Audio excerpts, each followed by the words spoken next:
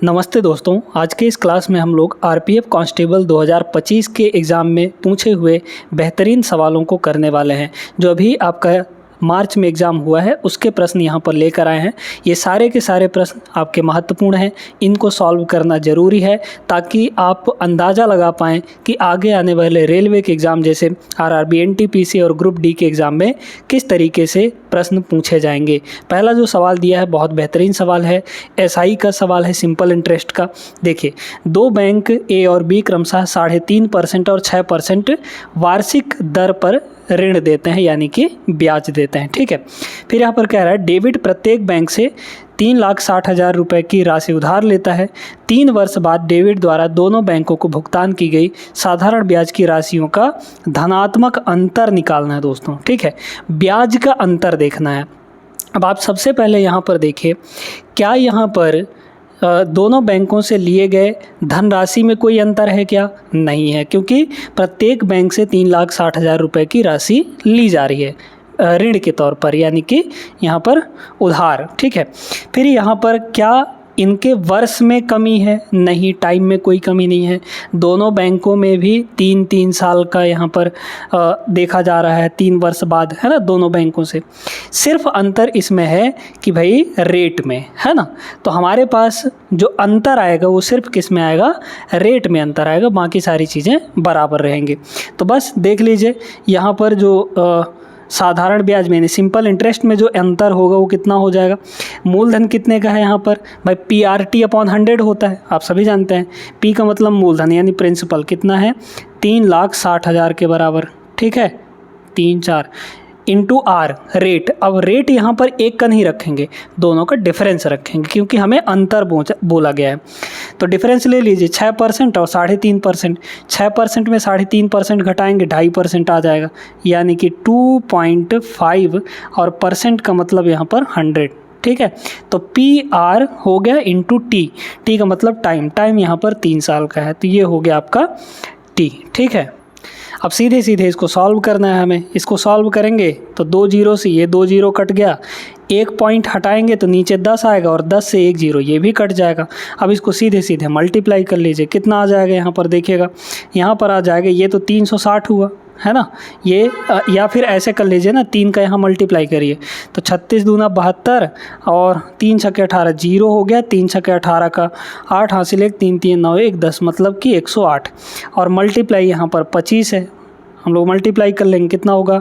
ये तो हो जाएगा 0 और 25 अट्ठे 200, 200 का मतलब 0, फिर 20 आ गया। फिर यहाँ पर 25 सुंदम ये 0 आ जाएगा, 25 1 कम 25 2 27, तो 2700 ऑप्शन नंबर 27,000 ऑप्शन नंबर 3 यहाँ पर करेक्ट आंसर होगा। आई होप सभी लोग समझ गए होंगे। ये डायरेक्ट तरीका है, जब भी आपको किसी में अंतर ना दिखे, मूलधन में कोई अंतर नहीं है, टाइम में कोई अंतर नहीं है, सिर्फ अंतर किस में है? यहाँ पर इंटरेस्ट रेट में। ठीक है, तो ऐसे करना है। आगे चलते हैं प्रश्न नंबर 2 पर। दूसरा सवाल यहाँ पर देखिएगा, अगर आप सिंपल सा फॉर्मूला जाते हैं टाइम एंड डिस्टेंस का, तो इस सवाल को लगा लेंगे। टाइम एंड डिस्टेंस का सिंपल सा फार्मूला क्या होता है? Speed equal to distance upon time. बस यही फार्मूला आपका लगेगा ही, है ना। डिस्टेंस अपॉन टाइम हो जाता है। हमें क्या चाहिए देखिएगा, 55 किलोमीटर की चाल से चलने वाली एक बस 8 घंटे में एक यात्रा पूरी कर लेती है, मतलब जितना भी दूर चलना था उसको चल ली। 20 घंटे में उसी दूरी को तय करने के लिए बस को किस चाल से चलनी पड़ेगी? हमें यहाँ पर चाल निकालनी है। कैसे होगा देखिएगा, चाल इक्वल टू होता है डिस्टेंस अपॉन टाइम। डिस्टेंस कैसे निकलेगा? अब डिस्टेंस इक्वल टू हो जाएगा स्पीड इंटू टाइम। भाई 55 की स्पीड से चल रही है और उस दूरी को 8 घंटे में पूरा कर रही है ना। तो 55 की स्पीड से, यानी स्पीड इंटू टाइम, ये क्या हो जाएगा? हमारा डिस्टेंस निकल जाएगा। ठीक है, ये हो गया डिस्टेंस। अब इस डिस्टेंस में डिवाइड बाई टाइम करेंगे, यानी कि 20 घंटा, तो हमारे पास क्या निकल जाएगा? चाल निकल जाएगा, यानी स्पीड निकल जाएगा। काटा पीटी कर लीजिए, 4 से कटेगा, यहाँ पर हो जाएगा 4 दूना 8, 4 से ये कटेगा, 4 पंचे 20, 5 से ये कटेगा, ये हो जाएगी 11, 11 दूना यहाँ पर 22, तो 22 kmph जो है वो चाल आ जाएगी। अगर 20 घंटे में दूरी तय करनी है तो 22 की स्पीड से चलना पड़ेगा। Option number 2 is the correct answer. आगे चलिए, अगला क्वेश्चन देखते हैं। ये भी टाइम एंड डिस्टेंस का ही सवाल है। आपको इसमें औसत चाल निकालना है, एवरेज स्पीड निकालना, वो भी मीटर पर सेकंड में। ठीक है, एक दौड़ में एक एथलीट पहले चक्कर में 366 मीटर की दूरी 61 सेकंड में कवर करता है। वह समान लंबाई यानी कि इतना ही 366 मीटर ही का दूसरा चक्कर 183 सेकंड में तय करता है। एथलीट की एवरेज स्पीड क्या होगी? एवरेज स्पीड का फॉर्मूला क्या होता है? Total distance upon total time. ठीक है, टोटल टाइम ये होता है हमारा एवरेज स्पीड। क्लियर है सभी को? चलिए अब यहाँ पर लगा लेते हैं तो कितना हो जाएगा आंसर हमारा? टोटल डिस्टेंस बताइए। देखिए यहाँ पर पहला जो चक्कर है वो 366 मीटर का था, जो कि यहाँ पर कितने सेकंड में? 61 सेकंड में तय कर रहा। समान लंबाई उतनी ही दूरी, तो 2 चक्कर लगाया वो, है ना। मतलब 366 प्लस 366 यानी कि 366 का डबल दूरी हो गया, है ना। 2 चक्कर लगाया तो 366 का डबल, ये हुआ टोटल डिस्टेंस। अब टोटल टाइम हमें लिखना है। पहले में टाइम कितना लगा? देखिए पहले में टाइम लगा यहाँ पर आपका 61 सेकंड, प्लस दूसरे चक्कर में यहाँ पर कितना लगा? 183 सेकंड। ये हो जाएगा, आ गया हमारा आंसर, है ना। कितना हो जाएगा? ऊपर तो यही रहेगा, नीचे आपका कितना होगा जुड़ के? ये दोनों जुड़ के कितने हो जाएंगे? 3 1 4 और 18 और 6 ये हो जाएगा 224। ठीक है, 24 हो जाएगा। देखिए 2 से इसको काटेंगे तो 122 आ जाएगा।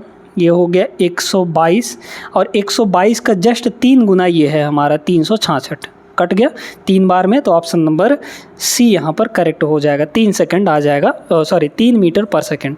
क्लियर है ना? आगे चलते हैं। चौथा सवाल यहाँ पर देखते हैं। ये भी मज़ेदार सवाल है जो कि पूछा गया है एवरेज से। 5 संख्याओं का टोटल दिया है 655।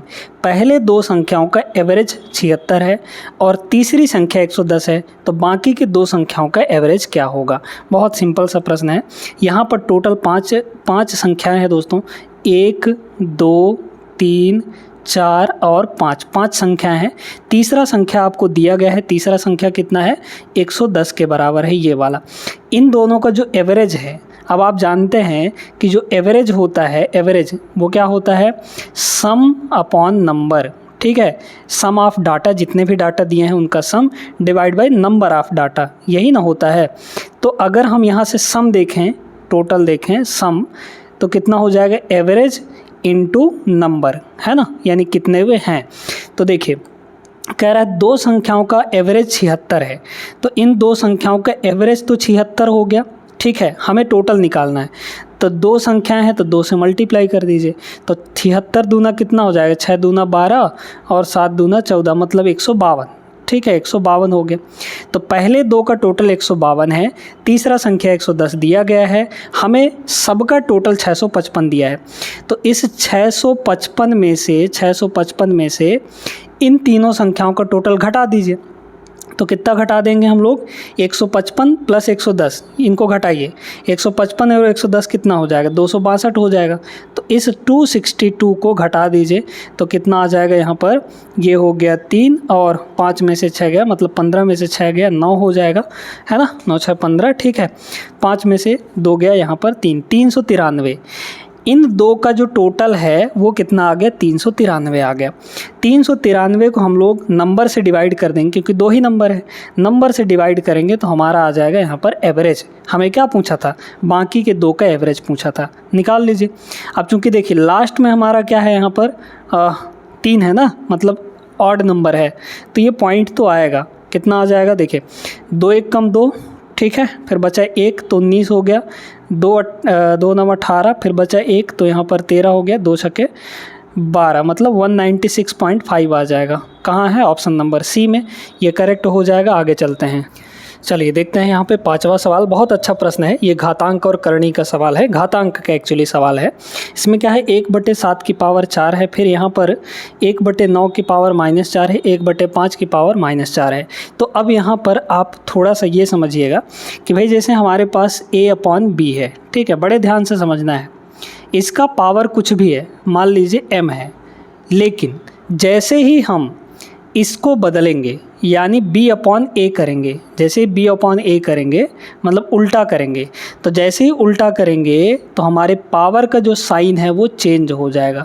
मतलब अगर पॉजिटिव रहेगा तो नेगेटिव बन जाएगा, नेगेटिव रहेगा तो पॉजिटिव बन जाएगा, ये होता है। ठीक है, अब वही कॉन्सेप्ट यहाँ पर भी लगेगा। हमें इस पावर को पॉजिटिव बनाना है तो इसको उल्टा करना पड़ेगा। ठीक है, तो 1/7 है तो 7/1 कर दीजिए। 7/1 का मतलब 7 होता है, और जैसे ही इसको उल्टा करेंगे इसका पावर का साइन चेंज हो जाएगा, मतलब +4 हो जाएगा। प्लस यहाँ देखिए ये हो जाएगा 9/1 यानी 9 का पावर 4 हो गया। प्लस यहाँ पर देखिए 5 है तो 5 का पावर यहाँ पर कितना हो जाएगा, 4 हो जाएगा कि नहीं। अब इसमें यूनिट डिजिट लगाइए दोस्तों, पूरा सॉल्व करने की ज़रूरत बिल्कुल भी नहीं है। 7 की पावर 4 है, 7 की पावर 4 है तो 7 की पावर 4 का मतलब क्या, 7 गुना 7 गुना 7 गुना 7 है ना। 7 का स्क्वायर करेंगे तो 9 आएगा इकाई अंक, इसमें भी यूनिट डिजिट 9 आ जाएगा। तो 9 गुणे 9 करेंगे, यूनिट डिजिट कितना आ गया, 1 आ गया। तो इसका यूनिट डिजिट कितना होगा, 1 के बराबर होगा।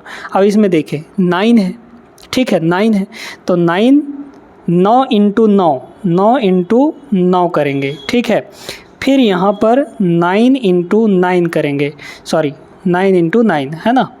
तो ये 9 तो 1 दे देगा क्योंकि 9 9 81 यूनिट डिजिट 1। ये वाला 9 1 दे देगा तो 1 इंटू 1 कितना हो जाएगा, 1 हो जाएगा। तो ये हो गया 1। 5 का पावर 4 है। अब 5 देखिए यहाँ पर ये है कि 0 1 5 और 6 अगर हैं ये यूनिट डिजिट में है तो उसका पावर कुछ भी हो आपका यूनिट डिजिट नहीं चेंज होता। यहाँ पर 5 है तो इसके पावर में चाहे कुछ भी रहे यूनिट डिजिट चेंज नहीं होगा, मतलब 5 का 5 ही रहेगा। तो टोटल इकाई अंक कितना आ गया, 5 और 2 7। 7 यूनिट डिजिट कहाँ दिख रहा है, ऑप्शन नंबर सी में, ये आपका करेक्ट आंसर होगा। ठीक है, तो यूनिट डिजिट से आपको लगाना था। छठवां सवाल देखते हैं, पाइप एंड सिस्टर्न का है, बहुत बढ़िया प्रश्न। 2 पाइप ए और सी एक टैंकों को क्रमशः 10 और 15 घंटे में भर सकते हैं। यदि पाइप ए हर समय खुला रहता है और सी केवल 30 मिनट के लिए खोला जाता है तो टैंक को भरने में लगने वाला समय कितना होगा। बहुत अच्छा प्रश्न। ठीक है, ए और सी हैं, यहाँ पर 2 टैंक काम कर रहे हैं, ए और सी। ध्यान से सुनते जाइए। ए जो है 10 घंटे में भर सकता है और सी जो है 15 घंटे में भर सकता है। दोनों भरने का ही काम कर रहे हैं। इन दोनों का एलसीएम निकाल के हम लोग टोटल कैपेसिटी निकाल लेंगे टंकी की। 10 और 15 का एलसीएम कितना होगा, 30 के बराबर। ये 30 टोटल कैपेसिटी है, मतलब इतना ही पानी भरना है। अब कह रहा है ए जो है हर समय खुला रहता है और सी केवल 30 मिनट के लिए खोला जाता है। 30 मिनट का मतलब क्या हुआ कि ये सिर्फ और सिर्फ आधे घंटे के लिए खोला जाता है। ठीक है, तो देखिए पहले तो शुरू के आधे घंटे में मान लीजिए कि सी खुलेगा, तो सी जब आधे घंटे के लिए खुलेगा तो दोनों काम कर रहे होंगे क्योंकि ए तो खुला ही रहता है। ए को भी खोला गया, सी को भी खोला गया, लेकिन सी को केवल 30 मिनट के लिए खोला गया यानी आधे घंटे के लिए। तो ये बताइए यहाँ पर दोनों की एफिशिएंसी पहले निकालिए। 30/10 यानी 3 हो जाएगा, 30/15 यानी कि यहाँ पर 2 हो जाएगा। तो 1 घंटे में ए जो है 3 यूनिट काम करेगा, 3 यूनिट भरेगा। सी जो है 1 घंटे में 2 यूनिट भरेगा। एफिशिएंसी का मतलब ये होता है कि 1 घंटे में कितना काम हो रहा है। तो 1 घंटे में दोनों कितना काम कर लेंगे, 5 यूनिट काम करेंगे। हमें चाहिए कि आधे घंटे में दोनों कितना काम करेंगे, शुरू के आधे घंटे में। ठीक है, शुरू के आधे घंटे में दोनों कितना काम कर लेंगे, तो बताइए 1 घंटे भाई 5 यूनिट भर रहे हैं तो आधे घंटे में कितना भरेंगे, आधा भरेंगे। आधा भरेंगे मतलब क्या हुआ, आधा भरेंगे यानी कि 2.5 यानी कि 2.5 लीटर भर देंगे, है ना। 2.5 लीटर यहाँ पर भर दिए कितने घंटे में, 1/2 आवर में दोनों मिलकर, 1/2 घंटे में दोनों मिलकर 2.5 लीटर भर दिए। अब भरना कितना है, देखिए टोटल तो 30 लीटर था, 30 लीटर में से 2.5 लीटर घटा दीजिए, 27.5 लीटर अभी भी बचा हुआ है। इस 27.5 लीटर को भरना है हमें, है ना। अब कौन भरेगा, अब सीधे सीधे कौन काम कर रहा होगा, अब सीधे सीधे ए काम कर रहा होगा क्योंकि सी का काम ख़त्म हो चुका है, वो आधे घंटे भर चुका है अपना काम। अब ए काम करेगा तो ए 1 घंटे में कितना काम करता है, 3 यूनिट काम करता है ना, 1 घंटे में 3 यूनिट काम करता है। तो इतना टोटल काम करने के लिए कितना घंटा लग जाएगा, टाइम इक्वल टू होता है वर्क अपॉन इफ़िशिएंसी। वर्क कितना करना है, इतना करना है। इफ़िशिएंसी ए की कितनी है, 3 है, तो तो डिवाइड बाई 3 कर दीजिए। तो देख लीजिए, इसको काटेंगे हम लोग अगर, तो कटेगा तो नहीं, वैसे इसको हम लोग क्या करते हैं, 7 2 9, 9 5 14, नहीं कटेगा 3 से, है ना। तो इसका पॉइंट हम लोग हटा देते हैं। पॉइंट जैसे ही हटाएंगे तो ये बन जाएगा 275 और बटा यहाँ पर 30 हो, 3 गुणे 10 कर लीजिए, 3 गुणे यहाँ पर 10।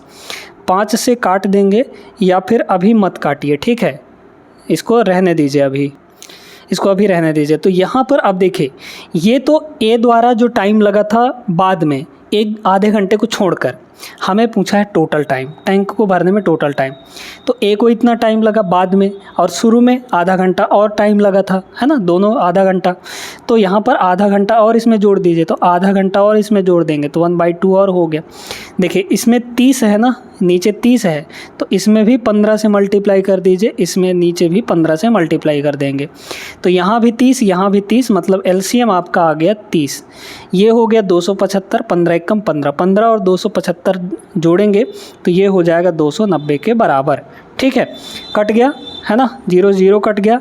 तो 3 अट्ठे 24, नहीं 3 नवा 27, ठीक है, 3 नवा कितना हो जाएगा, 27 हो जाएगा। फिर बचेगा यहाँ पर 2, भाई 29 माइनस 27, 2 बचेगा बटे 3। तो इतने घंटे टोटल टाइम लगेगा दोस्तों। 9 सही 2 बटे 3, ऑप्शन नंबर 3 यहाँ पर करेक्ट आंसर है। उम्मीद करते हैं समझ आया होगा। आगे चलते हैं प्रश्न नंबर 7 पर। 7वां सवाल यहाँ पर देखते हैं, बड़ा ही बेहतरीन सा प्रश्न है। अभय और भरत किसी निश्चित कार्य को 9 और 11 दिनों में पूरा कर सकते हैं, टाइम एंड वर्क का है, ठीक है। तो यहाँ पर है अभय और यहाँ पर है भरत, ठीक है। 9 दिनों में ये काम कर रहा है, 11 दिनों में ये काम पूरा कर सकता है। उन्होंने साथ में मिलकर कार्य शुरू किया और 3 दिनों के बाद भरत ने काम छोड़ दिया। अभय शेष काम को कितने दिन में पूरा करेगा, जो बचा हुआ काम है उसको कितने दिन में पूरा करेगा। टोटल वर्क निकालना है, 9 और 11 कैल्शियम कितना आ गया, 99 के बराबर। हमें इतना टोटल काम करना है, 99 बटे 9 करेंगे मतलब 11 आएगा। तो इफ़िशियंसी दोनों की निकल गई, है ना, और 99 बटे 11 करेंगे ये 9 आ जाएगा। तो इफ़िशियंसी दोनों का आ गई ना। अब देखिए यहाँ पे कह रहा है उन्होंने साथ में मिलकर काम शुरू किया और 3 दिन बाद भरत ने काम छोड़ा। 3 दिन तक दोनों ने साथ में काम किया, क्योंकि 3 दिन बाद ना छोड़ रहा है, तो 3 दिन तक दोनों साथ में काम करेंगे। एक दिन में दोनों कितना काम कर रहे हैं, 9 और 11, 11 और 9 कितना हो जाएगा 20। तो एक दिन में दोनों 20 काम कर रहे हैं। दोनों मिलकर 3 दिन तक काम किए, यानी कि टोटल 60 काम हो चुका है 3 दिनों में। हमारे पास बचा कितना काम है बताइए, 99 काम था, इसमें से 60 काम हो चुका है, यानी कि 39 काम दोस्तों बचा हुआ है। इस 39 काम बचे हुए काम को अब कौन करेगा, क्योंकि भरत ने तो छोड़ दिया। भरत ने जब छोड़ दिया यहाँ पर, तो कौन काम कर रहा होगा, अभय काम कर रहा होगा। और अभय एक दिन में कितना काम करता है, 11 काम करता है। तो डिवाइड बाई यहाँ पर हम लोग 11 कर देंगे, बस आ गया हमारा आंसर, ठीक है। 11 कर देंगे तो ये टाइम आ जाएगा, time equal to work upon efficiency, यही तो होता है। अब आप ऑप्शन देखेंगे तो नहीं दिया गया है ना। देखिए नीचे आपका 11 का कोई मल्टीपल कहीं दिख रहा है, इसमें दिख रहा है, इसमें दिख रहा है, काट लीजिए या फिर मल्टीप्लाई कर लीजिए। या फिर यहाँ पर देखिए, अगर हम इसको 33 बना लें, क्योंकि 33 यहाँ है, 33 यहाँ 3, तो इसमें भी 3 से मल्टीप्लाई करना पड़ेगा। ऊपर 3 से मल्टीप्लाई करिए, 3 9 27 का 7 हासिल, यहाँ पर 2 और 3 3 9 2 11, 117 बटे यहाँ पर 33, ये आ जाएगा। तो कभी कभी घुमा देता है थोड़ा सा। Option number A is the correct answer. आगे चलते हैं। अब इस सवाल को देखें। इस सवाल के कई सारे तरीके हैं। डिविजिबिलिटी रूल आता है तो उससे लगाइए, नहीं आता तो फिर एलसीएम निकालना पड़ेगा आपको, है ना। क्या कह रहा है, वह सबसे छोटी संख्या ज्ञात कीजिए जिसे 36, 45 और 54 से विभाजित करने पर प्रत्येक स्थिति में शेषफल कितना बचना चाहिए, 3 के बराबर। हर एक केस में चाहे हम किसी से डिवाइड करें तो शेषफल कितना बचे, 3 के बराबर बचे। पहला तरीका देखिएगा। दूसरा तरीका और भी सिंपल है दोस्तों, ठीक है, बड़े ध्यान से समझते जाइएगा। पहला तरीका क्या है, पहले तो हम ये निकालेंगे कि भाई 36, 45 और 54 इन तीनों से कटने वाला कौन सा नंबर आएगा। तो यहाँ पर है हमारे पास 36, 45 और यहाँ पर 54, ठीक है। कटने वाला नंबर एलसीएम ही होता है इनका, है ना। तो पहले डिवाइड होने वाला नंबर निकाल लीजिए। पहले तो कॉमन लीजिए, एलसीएम निकाल लें। कॉमन क्या है यहाँ पर, 18 नहीं 9 कॉमन है। तो यहाँ बचा 4 आपका, फिर यहाँ बचा 9 पंजे 45, 9 छक्के 54। देखिए इन दोनों का एलसीएम कितना आएगा, 12 के बराबर। 4 और 6 कैल्शियम 12, 12 और 5 कैल्शियम कितना आ जाएगा, 12 पंचे 60 होगा। तो यहाँ इन तीनों कैल्शियम आ गया 60 और बगल में यहाँ पर 9 है, तो 9 छक्के 54 यानी 540। ठीक है, तो ये जो नंबर है ये आपका कटने वाला नंबर है। हमें शेषफल 3 चाहिए, हमें रिमाइंडर कितना चाहिए। इससे काटेंगे 540 को तो कुछ नहीं बचेगा, 45 से काटेंगे इसको तो कुछ नहीं बचेगा, कट जाएगा, 54 से काटेंगे इसको तो कुछ नहीं बचेगा, कट जाएगा। लेकिन हमें तो रिमाइंडर 3 चाहिए हर एक केस में, तो बस इसमें 3 जोड़ दीजिए। ठीक है, तो 540 प्लस यहाँ पर 3 यानी कि 543। ऑप्शन नंबर डी यहाँ पर राइट आंसर है। अब देखिए दूसरा तरीका, डिविजिबिलिटी वाला क्या तरीका है, यहाँ पर सुनते जाइए। यहाँ पर ये कह रहा है कि भाई शेषफल 3 बचना चाहिए, मतलब हमारा जो भी सही आंसर होगा उसमें 3 एक्स्ट्रा जुड़ा होगा। तो सभी ऑप्शन में से 3 3 घटा लीजिए। इसमें 3 घटाएंगे तो कितना बचेगा हमारे पास, 534 बचेगा, बचेगा कि नहीं। इसमें अगर हम 3 घटा दें तो 3 घटाएंगे तो 526 हो जाएगा, कितना हो जाएगा, 526 हो जाएगा।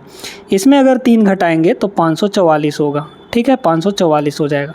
इसमें अगर 3 घटाएंगे तो 540 होगा। अब जो भी नंबर होगा सही वाला हमारा, वो इन सब से कटेगा, सब से कटेगा, 36 से भी, 45 से भी, 54 से भी।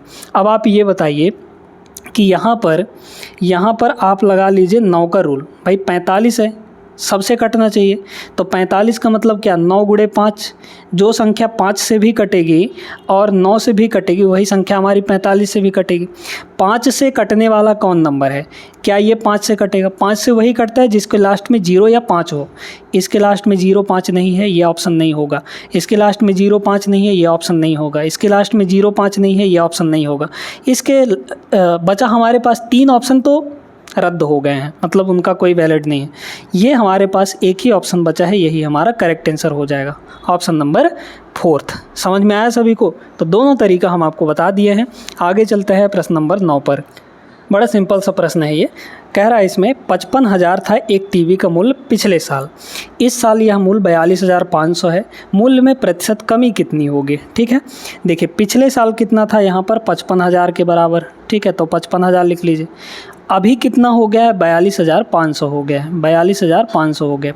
इन दोनों का ले लीजिए यहाँ पर रेशियो, सीधे सीधे काटेंगे हम लोग 2 जीरो से, ये 2 जीरो कट गया, 4 5 9 9 में से नहीं है, 11 से नहीं कटेगा, 5 से काट दीजिए। 5 से अगर हम इसका काटेंगे तो 110 हो जाएगा ये, और 5 से अगर हम इसको काट दें तो 5 अट्ठे 40, बचा 2, 5 पचम 25, ये हो गया। फिर कटेगा क्या, फिर 5 से कटेगा, है ना, फिर 5 से ये कट जाएगा, 5 से काटिए इसको तो 5 दूना 10, ठीक है, फिर 5 दूना 10, ये हो गया। और इसको 5 से काटेंगे तो 17 पचे 85, मतलब 22 से 17 हो चुका है, 22 से 17 हो चुका है। यानी कितने की कमी आई है, 5 की कमी आई है। किस पर, 22 पर दोस्तों, है ना, 5 की कमी 22 पर आई है। तो 5/22 होगा, इसको परसेंटेज में बदलना है तो 100% से मल्टीप्लाई कर लीजिए, काट लीजिए। यहाँ पर 11 से कटेगा, 11 दूना 22, मतलब सॉरी 2 से कटेगा, ये हो जाएगा 50, है ना। काटेंगे यहाँ पर, मल्टीप्लाई करेंगे तो 5 पचम 25, 250 हुआ। 250 डिवाइड बाई 11 करिए तो 11 दूना 22 बचा, फिर यहाँ पर कितना, 11 दूना 22, 3 बचा, तो यहाँ पर आ गया 30, फिर 11 दूना 22, तो 22 पॉइंट समथिंग आएगा। 22 पॉइंट समथिंग कहाँ है, ऑप्शन नंबर ए में। बस इसके आगे करना ही नहीं है आपको, हमें पता चल गया कि 22 पॉइंट समथिंग होगा, तो एक ही ऑप्शन में है ये। क्लियर है, आगे चलते हैं। ये सवाल देखिए, ये बड़ा तगड़ा सवाल है क्योंकि इसमें वैल्यू बहुत बड़ा दिया गया है। एक घन का आयतन यानी volume of a cube is given by this, है ना। इसकी भुजा की लंबाई, भुजा मतलब साइड के लेंथ का डबल कितना होगा। ठीक है, मान लीजिए कि एक हमारा है यहाँ पर क्या, डबल पूछा गया है ना, डबल पूछा गया है।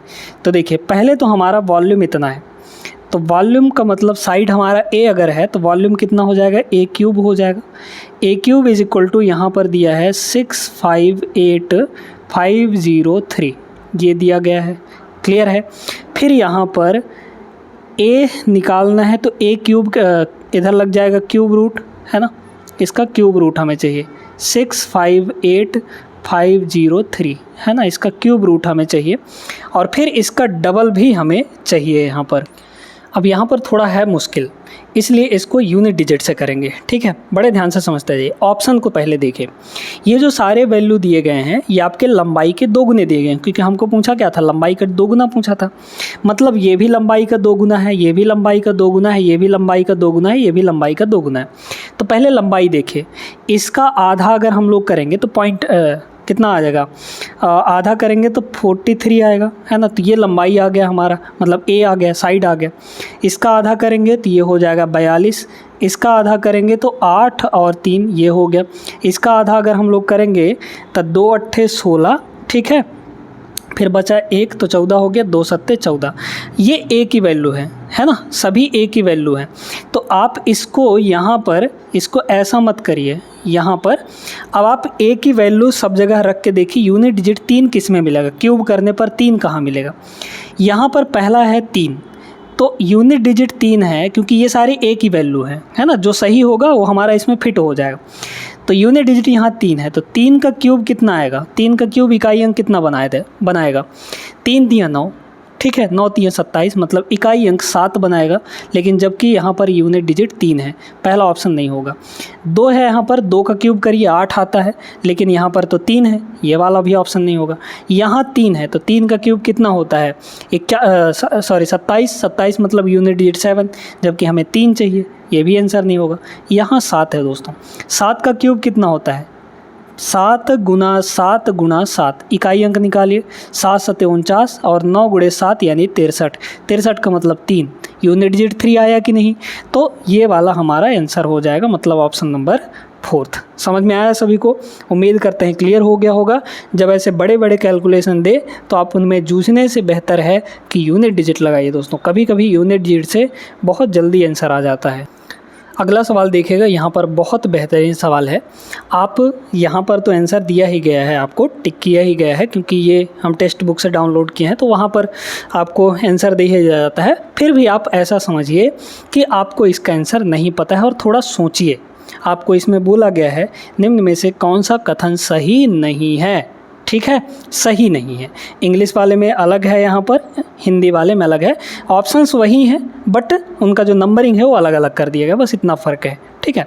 पहला ऑप्शन देखिए, यदि किसी संख्या के अंकों का योगफल 3 या 9 से डिविजिबल है तो वह संख्या 3 या 9 से डिविजिबल होगी। ये बिल्कुल सही बात है। 3 और 9 का जो डिविजिबिलिटी रूल है यही कहता है कि अगर डिजिट का सम 3 या 9 से डिवाइड हो जाएगा तो वो नंबर भी 3 या 9 से डिवाइड हो जाएगी। क्लियर है, तो ये वाला तो हमारा सही है, ठीक है। इसमें पहला और इसमें ये वाला हमारा हो जाएगा, ठीक है, पहला तो सही है। दूसरा कह रहे हैं यदि किसी संख्या के अंकों का योगफल 3 से विभाज्य है, 3 से डिविजिबल है और इकाई का अंक कोई सम संख्या है तो वह संख्या 6 से डिवाइड होगी। देखिए 6 का डिविजिबिलिटी रूल ये कहता है भैया कि 6 को हम 3 और 2 लिख सकते हैं, मतलब 3 गुणे 2। 3 का रूल तो हमें पता है ना, अंकों का योग 3 से कटना चाहिए, बता ही रखा है। और 2 का रूल क्या कहता है, लास्ट का डिजिट इवन होना चाहिए। भाई लास्ट में कोई इवन नंबर आ गया, सम संख्या आ गया तो वो 2 से कट ही जाएगा। तो जो संख्या 2 से भी कटे, 3 से भी कटे, वही संख्या ना 6 से कटेगी। इसका मतलब एक संख्या है वो 3 से भी कट रहा है, उसके इकाई का अंक यूनिट डिजिट इवन भी है, मतलब वो 2 से भी कट रहा है। तो 3 और 2 से कटने वाला तो 6 से कटेगा ही कटेगा, ठीक है। तो मतलब सेकंड वाला भी यहाँ पर सही है। हमें ये बोलना है कौन सा सही नहीं है, ठीक है। अब देखते जाइए, यदि किसी संख्या के अंकों का योगफल 11 से कट जाता है तो 11 से विभाज्य होगी, ये गलत है।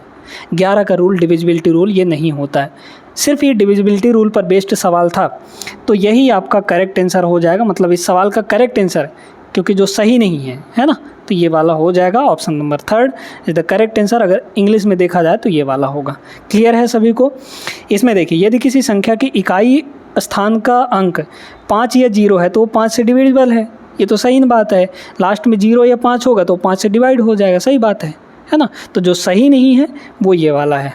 क्लियर है, आगे चलते हैं, देखते हैं यहाँ पे 12वां क्वेश्चन। बड़ा सिंपल सा प्रश्न है ये। इसमें सबसे बड़ा पूछा गया है, बड़ा मतलब ग्रेटेस्ट, कौन सा फ्रैक्शन होगा, है ना। चाहे तो आप फ्रैक्शन में बदल कर भी कर सकते हैं, लेकिन फ्रैक्शन में मत बदलिए, इनको एक्सपेंड कर लीजिए। एक्सपेंड करेंगे, देखिए इसको एक्सपेंड करेंगे तो क्या होगा, आप सभी जानते हैं कि जितने डिजिट पर बार लगा होता है वो रिपीट करने लगता है ना। तो ये हो जाएगा 0.0 पर तो बार नहीं लगा है, 7 पर सिर्फ बार लगा है, इसलिए ये 7 7 7 7 ये चलता जाएगा, है ना। इसको देखिए, ये तो सीधे सीधे 0.7 ही है, इसमें कुछ नहीं करना। इसको देखिए, ये हो जाएगा 0.07 07 07, इस तरीके से ये रिपीट होता जाएगा। क्लियर है। इसको अगर देखा जाए तो 0.7777 यहाँ पर ये हो जाएगा। अब आप इसमें अंदाज़ा लगा सकते हैं, अंदाज़ा क्या, दिख ही रहा साफ साफ कि कौन सबसे बड़ा होगा। देखिए पहले वाले में अगर देखा जाए तो 0 पॉइंट के जस्ट पहले ही 0 है यहाँ पर, तो ये तो बड़ा नहीं हो सकता कभी भी, क्योंकि यहाँ पर 0 के बाद 7 भी है, पॉइंट के बाद जस्ट 7 भी है, यहाँ पर है और यहाँ पर है, ये दोनों तो नहीं होंगे बड़े, छोटे होंगे। अब इनमें डिसाइड करना है कौन सा बड़ा होगा। इसमें सिर्फ 0.7 है, इसके बाद कुछ भी नहीं है, इसके बाद लगाएंगे भी तो 0 लगाएंगे, लेकिन इसमें बाद 7 के बाद फिर 7 7 7 आते जा रहा है, इसका मतलब ये ग्रेटर है दोस्तों, बड़ा है। ये वाला करेक्ट आंसर नहीं होगा। Option number D is the correct answer. Expand करके आप लोग चेक कर सकते हैं। आगे चलिएगा क्वेश्चन नंबर 13 पर। देखिएगा अगला क्वेश्चन, दो संख्याओं का अंतर उनके योगफल का 1/5 है और उनका योगफल 45 के बराबर है। ठीक है, उनका लसापा यानी एलसीएम हमें निकालना है। दो संख्याओं का जो डिफरेंस है, हम लोग यहाँ पर देखते हैं कि दो संख्याएं a और b हैं, तो a प्लस b हमें दिया गया है किसके बराबर, 45 के बराबर। ठीक है, हमें a माइनस बी चाहिए, तो a माइनस बी कितना हो जाएगा बताइए। तो a माइनस बी डायरेक्टली निकाल लेंगे हम लोग। कैसे, जो डिफरेंस है वो सम का 1/5 है। सम कितना है हमारा 45, 45 का कितना है 1/5, बस आ गया। ये कितना आ गया 9 के बराबर। हमें क्या चाहिए, उनका एलसीएम चाहिए। तो पहले दोनों संख्याओं को निकालिए। a प्लस बी दिया है, a माइनस बी दिया है, तो a plus B a minus B अगर दिया रहता है तो a दोनों जगह पॉजिटिव है, तो पॉजिटिव वाले की वैल्यू निकालने के लिए क्या करते हैं, इसको और इसको जोड़िए। 45 और 9 54 हो जाएगा, 54 का आधा कर देंगे, 54 का आधा यानी 27, तो 27 आ गया पहला संख्या। दूसरा हमारा क्या हो जाएगा, दूसरा यहाँ पर b है ना, तो b के लिए क्या करते हैं, इन दोनों को घटाकर हम लोग क्या कर देते हैं, 2 से डिवाइड कर देते हैं, क्योंकि b हमारा निगेटिव है, जहाँ पे निगेटिव रहता है वहाँ पे घटा के और 2 से डिवाइड किया जाता है। 45 में 9 घटाएंगे 36 आएगा, 36 का आधा कितना हो जाएगा, 36 का यहाँ पर आधा यानी 18 हो जाएगा। दोनों संख्याएं मिल गई हैं, हमें इनका चाहिए एलसीएम। 27 और 18 में पहले तो देखिए क्या कॉमन है, 9 कॉमन है, यहाँ बचा 3 और यहाँ 18 में बचा आपका 2। इन दोनों में कुछ कॉमन नहीं है, तो इनका मल्टीप्लाई ही एलसीएम बनेगा, यानी 6 हो गया, और 9 इधर है मतलब 54। ठीक है, तो एलसीएम हमारा कितना आएगा 54। Option number second is the correct answer. चलते हैं अगले सवाल पर। अगला सवाल देखिएगा, बेहतरीन है, रेलगाड़ी वाला सवाल है। एक 120 मीटर लंबी रेलगाड़ी विपरीत दिशा में 8.5 की चाल से चल रहे एक व्यक्ति को 12 सेकंड में पार करती है। रेलगाड़ी की चाल कितनी होगी। रेलगाड़ी इधर जा रही है दोस्तों, ठीक है, किसी स्पीड से, मान लीजिए x हो गया। एक व्यक्ति इधर आ रहा है, किस स्पीड से, क्योंकि विपरीत दिशा में बोला गया है, किस स्पीड से आ रहा है, 8.5 के स्पीड से आ रहा है ना। इस व्यक्ति को पार करने में कितना समय लगाती है, 12 सेकंड का समय यहाँ पर लगाती है। बड़े ध्यान से समझिएगा, रिलेटिव स्पीड का फॉर्मूला यहाँ पर लगेगा और कुछ नहीं। ठीक है, देखिए अगर ट्रेन किसी व्यक्ति को, किसी बिंदु को और किसी खंभे को पार करती है तो अपनी लंबाई के बराबर ही दूरी तय करती है, यानी जितना उसका लंबाई होगा रेलगाड़ी का उतना ही डिस्टेंस कवर करेगी पार करने में। ठीक है, लेकिन अगर वही रेलगाड़ी किसी ब्रिज को, किसी पुल को, किसी सुरंग को यानी टनल हो गया, किसी प्लेटफॉर्म को, जिनकी लंबाई थोड़ी बड़ी होती है, ठीक है, रेलगाड़ी की लंबाई के रिस्पेक्ट में अगर देखा जाए तो उनकी लंबाई अगर बड़ी है तो वहाँ पर जो डिस्टेंस कवर होगा उसको पार करने में, जैसे एक प्लेटफॉर्म को पार कर रही है तो वहाँ पे डिस्टेंस क्या होगा, लंबाई ऑफ द ट्रेन और लंबाई ऑफ द प्लेटफॉर्म, यानी दोनों की लंबाई का सम होगा डिस्टेंस। ठीक है, लेकिन यहाँ पर डिस्टेंस क्या होगा, क्योंकि एक व्यक्ति को पार कर रही है तो डिस्टेंस इक्वल टू क्या होगा, लेंथ ऑफ ट्रेन, है ना, लेंथ ऑफ ट्रेन। और लेंथ ऑफ ट्रेन कितना है 120 मीटर। 120 मीटर, ये हो गया। अब सुनते जाइएगा, यहाँ पर आप सभी जान गए कि ये विपरीत दिशा में जा रहे हैं। विपरीत दिशा में हमेशा जो रिलेटिव स्पीड होता है वो जुड़ के आता है, एक ही डायरेक्शन में घट के आएगा, विपरीत दिशा में जुड़ के आएगा रिलेटिव स्पीड। इसका स्पीड x है, ठीक है, और व्यक्ति की स्पीड 8.5 है, दोनों विपरीत दिशा में जा रहे हैं इसलिए जुड़ कर आएगा। तो ये हो गया speed. Speed is equal to होता है डिस्टेंस अपॉन टाइम। डिस्टेंस कितना कवर करेगी पार करने में? 120 मीटर, ठीक है। कितने सेकंड में? 12 सेकंड में। ये हो गया 12। ये मीटर पर सेकंड में आएगा दोस्तों, मीटर पर सेकंड में आएगा। लेकिन ये जो 8.5 है ये किलोमीटर पर आवर में है कि नहीं? मतलब x भी हमारा किलोमीटर पर आवर में होगा, तभी तो ये दोनों जुड़ेंगे। इसका मतलब हमको इस वाले वैल्यू को हमें किलोमीटर पर आवर में चेंज करना पड़ेगा। तो किलोमीटर पर आवर में चेंज करने के लिए क्या करते हैं? 18/5 से मल्टीप्लाई कर देते हैं। और अगर मीटर पर सेकंड में बदलना हो तो 5/18 से मल्टीप्लाई करते हैं। काट दीजिए, 12 दहाई 120 है ना, और 10 से ये कट जाएगा, 5 से 2 बार में, 18 दूना 36, ये आ गया 36। तो मतलब यहाँ है x इज इक्वल टू हो जाएगा 36 माइनस 8.5, ठीक है। 36 में अगर 18 घटाएंगे तो 28 बचेगा, 28 में 0.5 और घटा देंगे तो हमें 27.5 मिल जाएगा। ऑप्शन नंबर 4 होगा। समझ में आया ना सभी को? क्लियर है? कॉन्सेप्ट अगर क्लियर रहते हैं, तरीका अगर मालूम रहता है तो कोई भी सवाल आपको कठिन नहीं लगेगा। और आपको बेसिक कॉन्सेप्ट ही पढ़ना है। कब तक आप ट्रिक के पीछे भागेंगे? ट्रिक कुछ केसेस में ही काम करता है दोस्तों, लेकिन अगर आप कॉन्सेप्ट सीखे हैं, अच्छे से पढ़े हैं चीज़ों को, तो कहीं भी कोई दिक्कत नहीं जाने वाली। आज के इस क्लास में बस इतना ही। 14 प्रश्न हमने महत्वपूर्ण किए हैं। उम्मीद करते हैं ये सेशन पसंद आया होगा। वीडियो अगर पसंद आई हो तो लाइक कर दीजिए, चैनल को भी सब्सक्राइब कर लेना है। मिलते हैं अगले क्लास में, तब तक के लिए जय हिंद।